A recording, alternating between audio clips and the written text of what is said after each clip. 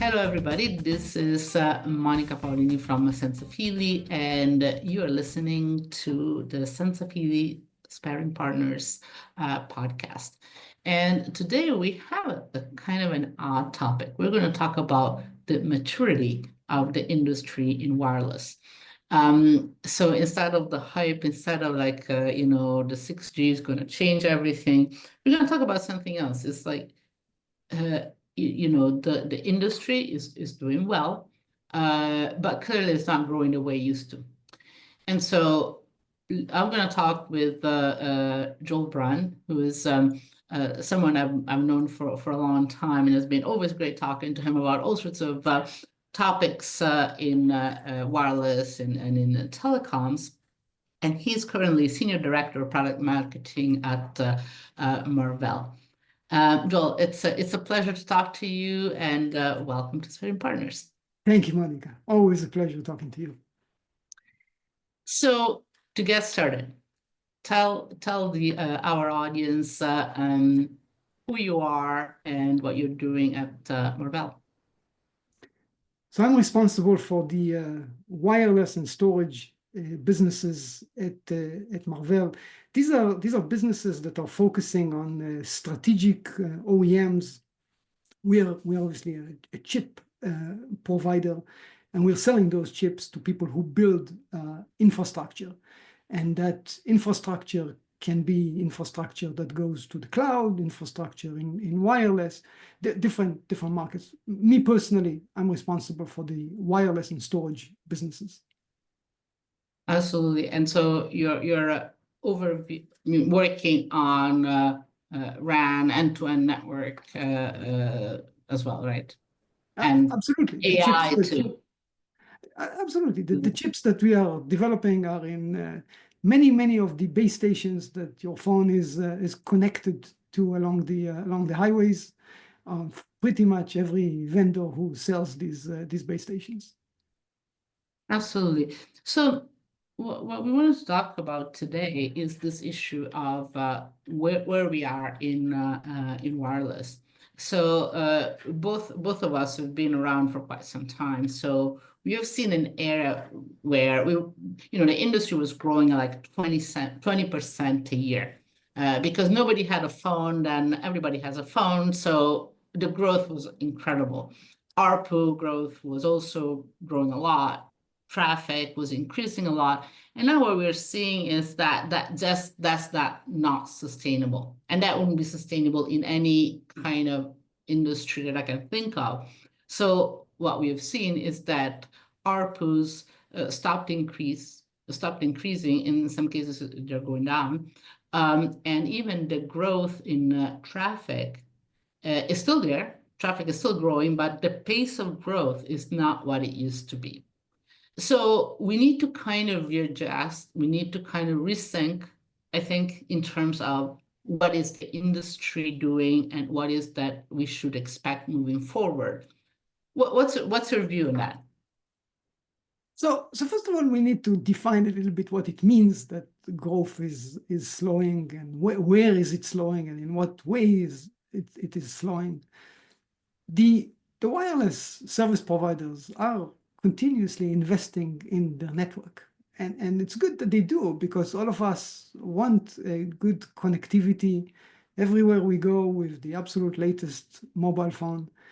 And their spending has been roughly consistent in the last few decades, in fact. And they continue to invest. They still buy millions of radios every year, and they are deploying them. So in that sense, the industry is very stable. This is no different than other type of utilities, right? We are using electricity. We have water coming into our homes. Thankfully, we also have a sewage system. All of these are very, very important utilities that require ongoing investment to make sure that they continue to operate. So wireless is no exception in that regard. The level of technology that is required to operate and maintain and deploy a wireless network has evolved significantly over the past 30 years. And that's where the growth was, right? The growth was in terms of innovative technology, in terms of new products. And because of that, the replacement cycles were fairly high, right? I mean, every time we had a new generation of technology, every 10 years, 3G, 4G, 5G, people are talking about 6G. We had multiple iterations between the generations, right? LTE advanced, 5G advanced. And if you look even deeper than that, between those sub-generations, there was an evolution in terms of capabilities of the chip technology that drives those base stations, in terms of increase massive MIMO rates, all kind of improvement, more frequencies. And that drove a lot of technological innovation that was required to maintain that growth and new initially introduction of mobile phones and then replacement. But this is the part that is slowing down. We're not slowing down using our mobile phones, right? We still use them extensively.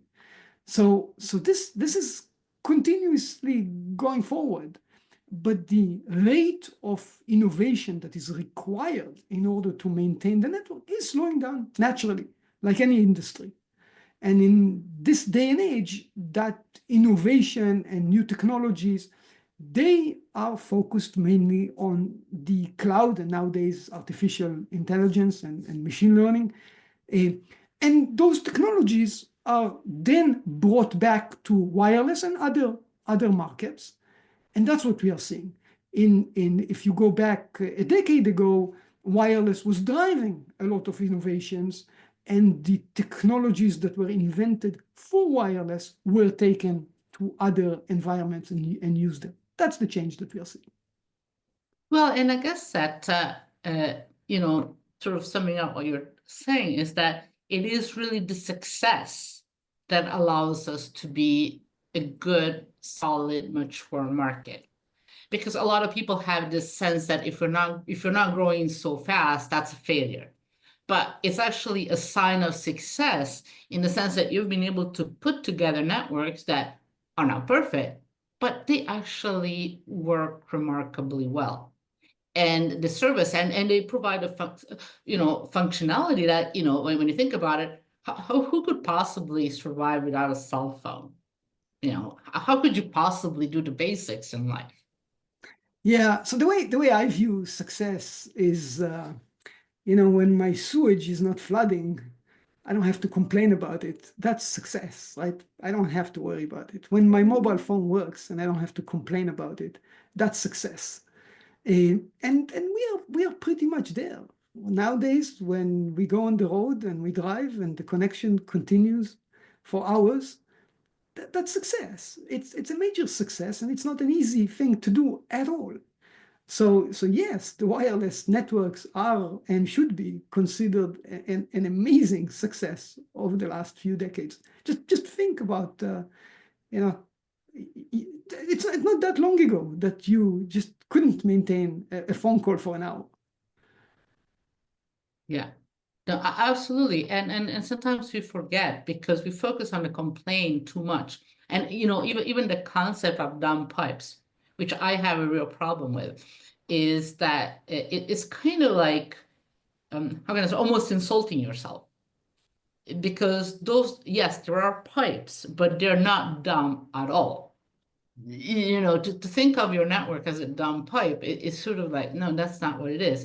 You need a lot of intelligence to write it, to run it. I think that when people are saying that things have not been as successful as they could have, again, if you go back in history, companies like AT&T were equivalent of today's Google and Amazon. They have not succeeded to maintain their position, and Google and Amazon and other companies have taken over the consumer mind share. And in that case, in that sense, certainly there have been other things that have grown faster than telecom and wireless. But to say that this is not a successful service, that's just not right, right? The wireless is a very much a successful service. Whether the operators could have offered other services that would not lend them the insulting, as you put it, description of dumb pipes. Maybe, right? Maybe, but they focused on what they're good at, and they're really good at operating a network, and they're doing a fantastic job operating a network that I'm very happy to use, and everyone else is very happy to use. Yeah, and also there is very little fluctuation. So if you look at, NYU has a forecast of revenues for different verticals, and telecoms is one of them. And it's not, it's kind of like in line with utilities, as you say, in a way as it should, because nobody's giving up their cell phone. So whatever at the sort of macro level within a country, you're not going to be losing subscribers. So they might go from one operator to another. You might have churn, but those people are not going anywhere. They're still going to be using their phone, which is very different, for instance, from the travel industry, where you have COVID and people don't travel anymore, and you have a massive problem. We had COVID, but people still didn't give up their phones. So it seems like it's kind of resilient in that sense, that you might not be growing 20% a year, but you're not going to be going up and down 20% due to whatever, right? But I also want to put things in perspective. Mhm. The fact that the wireless industry is a utility, I think it's a given, but still, this is an extremely complex, sophisticated technology that is being used to operate these networks.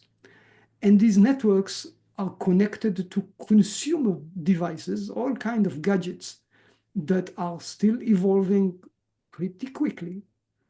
So while it is slowing down, it's not where the sewage and electricity and water industries are. This is still a very sophisticated environment. It's still an environment where replacement rates are not in the decades, they're in the years. And maybe it's going from 2-3 years to 4-5 years, but it's nowhere near the replacement rates of a water pump or something like that. So we need to put things in perspective. This is a very solid market, and it's a sophisticated market, and it's a market that buys a lot of high-tech equipment that we need to refresh those networks. Again, maybe not at the rates that we needed in the past, but we're still replacing our phone every so often. Absolutely. And actually, but by the way, I have to say that like electric networks, electricity networks are actually quite sophisticated, especially now that we have all the renewables. So it's actually, utilities are not just running things. There is some technology there too. But okay, but let's go back. Monica, there is enormous technology. Okay, there is enormous technology, and these networks, given that they are so prevalent, they're everywhere, right? And they're consuming energy, and everyone is trying to save on energy. So these networks need to be updated to continuously be more green, right? They need to consume less power, be smaller, right? Be more, at the end of the day, we are also caring for how the environment looks like, so smaller. So a lot of innovation that is absolutely necessary and ongoing. So this is not that we've got we've reached some steady state and no one needs to buy any more infrastructure. It works. That's not the case even remotely. Okay, so there's a huge ongoing investment, as I said at the beginning. It's not that operators are spending less; they're spending roughly the same amount of money. This needs to continue. but the rate of new technologies that are introduced into this market is slowing down. It's not stopping, it's just slowing down. Well, I would say actually that, it's the same, it's just not in the same kind of basic increased throughput type of thing, which used to be in the past. You just increase throughput, and that's kind of like the hallmark of progress. Now it's much more nuanced because you have efficiency, I mean, power efficiency, operational efficiency, complexity, disaggregation, cloudification, so programmability, AI. So actually the technological evolution, in a way, it's even more demanding, but it's just a little bit more, sort of takes many directions that are complementary. So it's kind of hard to just say, well, this kind of macho way, like, I'll go faster than you kind of thing, I have more throughput.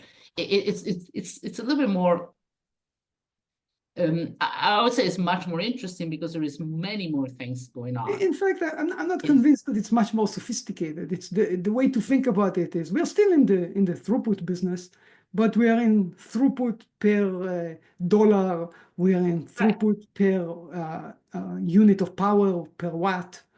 We're still trying to optimize things. We don't necessarily need more absolute throughput, but we need to deliver it more efficiently. And by the way, I'm pretty sure that at some point someone will invent the next gadget that does need more throughput, holographic imaging, all kind of metaverse. I'm sure someone at some point will come up with those services.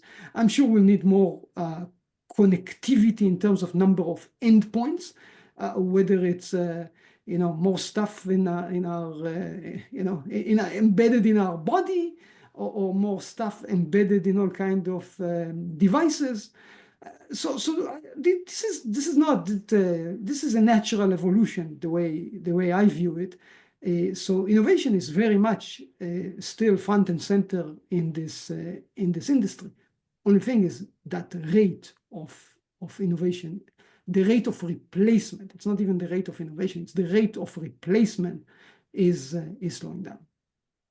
No, absolutely. And so, but how should we think about it? Because again, there is when I talk to people, I often hear this kind of like pessimism, like, we have 6G, but we need it. We have or 5G was a failure, that kind of stuff. And I think that actually, I mean, my personal view is much more optimistic about it.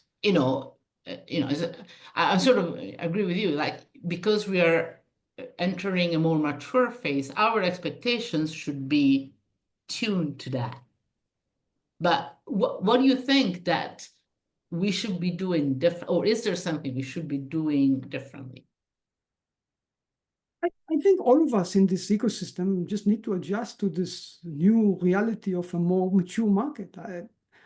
I don't think it's a bad thing. I think it's still a fascinating market with fascinating opportunities, and there is a lot of room for new ideas and innovation. But we don't necessarily have to think in terms of innovations that we come up with them for the purpose of the specific wireless connectivity, right? A new codec. And I think one of the areas where we can absolutely innovate, we can take stuff that is being developed in other environment, in the cloud, right? There's a lot of innovation in AI. There's a lot of things going on, right? It's not that the world has not slowed down at all, and the world continues to accelerate in terms of technological innovation. We need to take those technological innovations and bring them to the wireless space, and we've seen a lot of attempts around that, right? With vRAN and O-RAN and AI RAN, we are seeing those attempts. They are not in any state of maturity as of today. So there is absolutely a lot to do, and anyone who has the excitement has waned. I'm not a subscriber to that. Yeah, no, absolutely. And in fact, the whole RAN evolution, I think it's getting more and more interesting because, initially it was just Open RAN. And now the Open RAN concept has been, in my view, has expanded to become a much more comprehensive prospect for the RAN evolution. Now, what is your view from a chipset point of view? What's your view on that? I can talk about it from a chipset perspective, but even if we elevate that a little bit, kind of at an industry level, the original vision of ORAN was that a lot of startups would be able to come in and interconnect and interoperate with the incumbents, and we will have a network that is composed of kind of pluggable units. That hasn't really materialized, nor do I expect it to materialize. The reality in the, again, utility industry in general and wireless specifically is that you do expect reliability. Again, I can't imagine anything worse than my sewer not working, and my wireless phone comes close after that. So this is a serious topic, right? The reliability and availability of these networks, and trying to mix and match all kind of things from small companies. It's not exactly the way to build a reliable network. So I don't expect the ecosystem to change that way, which was somewhat the original ORAN idea. Nevertheless, when I go down to the chip industry, I do see these kind of concepts of ability to source chiplets, kind of Lego blocks of the chip from different sources, from different providers, right? Analog chip from one company and a compute chip from another company, and maybe some a unique accelerator from a third company, and an AI component from a fourth company. I do see that direction. It's still in its infancy, but that environment, the standards are moving faster. It's driven by cloud requirements. It's driven by operators like Microsoft and Google and Amazon, who have more capabilities to go and do that integration themselves many times. So I do see progress that, again, we will be able to leverage in the wireless space. Yeah, and I think that this is exactly, what I think it's really interesting right now, because the initial concept of Open RAN, as you say, it was kind of in a way, it was kind of reductive and simplistic. And in a way, kind of too idealistic, because a wireless network is not like you can plug and play whatever. It's not your home Wi-Fi network. And even there, when you think about enterprise Wi-Fi networks, they don't have mix and match of access points from every brand. They typically have all the access points in the network to be the same brand, or maybe they have a couple. So even with something like Wi-Fi, where everything is interoperable, you don't have this kind of massive plug and play of different vendors coexisting left and right. So you have to be careful, because the more vendors, the more complexity you have in the system. However, disaggregation is highly valuable, important, even though it's hard to achieve. So, and as you say, it's through the chipset all the way up. And so I think that's kind of like, I don't know, it just seems like it's bigger than Open RAN, isn't it? You need to be careful, right? I mean, it's an infrastructure industry. There are not millions of vendors. I don't think we need millions of vendors. If you look around the world on different industries that require this availability, reliability, the airline industry, not too many vendors, and I don't think we want to have too many vendors. I would be terrified. So I don't think it's particularly unique to this industry. If you look at the number of vendors that produce processors, not that many. There's nothing unique about it. These are complicated things. The number of hyperscalers that we have, again, this is not an environment where every startup can easily compete at the same level. I think there is absolutely room for a lot of innovation in the startup industry. But they typically don't start from, I want to be the next Ericsson or Nokia, or to be the next Google and Amazon. You start with a little bit more, modest starting point, modest vision to begin with. Yeah, and there are economies of scale that are actually necessary. So, yes, there's always room for startups, but the fact that the world is going to be taken up by startups and because then you'd have a big fragmentation, it just doesn't work. I mean, it's not in wireless, in any vertical that I can think of. I mean, this is just like basic, I don't know, dynamics of business. That's right. But again, nevertheless, the whole O-RAN industry brought a lot of excellent things that allow disaggregation at different levels, maybe not between also even two system vendors. We do see, right, networks that are composed of multiple vendors, one for the RU, one for the DU. We do see that. It's not that popular, but we do see that. But I think it brought a lot of possibilities in the components that build these networks. So absolutely, it's very valuable, very helpful. Helped a lot to reduce a lot of cost. But again, I'm not sure that vision of Nokia RU, Ericsson DU, I don't see that as a major driver for this. Absolutely. What about AI? And there is now a big talk about AI RAN. And just did a podcast with Alex Troy on this. How is AI factoring in all this? In many different ways. Some are more hyped than others. So AI is an absolutely promising concept that we are already using extensively. I believe also even on this recording. So we are using AI in many ways. You see AI growth potential incredible, and Marvell is one of the companies that are benefiting from that.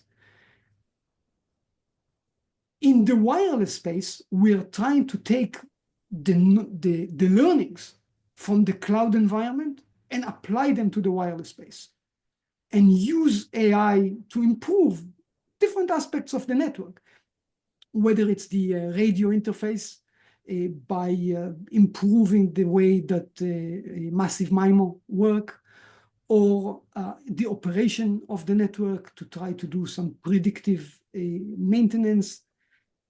We see a lot of potential for AI. Again, this is what I said earlier. It's part of the innovation cycle where we take technologies that are perfected in one environment and we bring them to another environment. So that we absolutely see.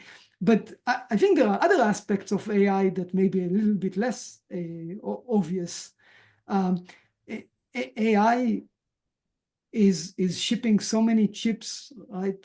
Both Marvell and other companies are shipping so many AI type chips that are required to build those enormous cloud networks that everyone is talking about, how much power they consume. That has all kinds of implications on the ecosystem, right? If someone needs the technology in one place, it means that maybe it's not very available to other environments. Maybe the cost of it is going up because the demand is going up.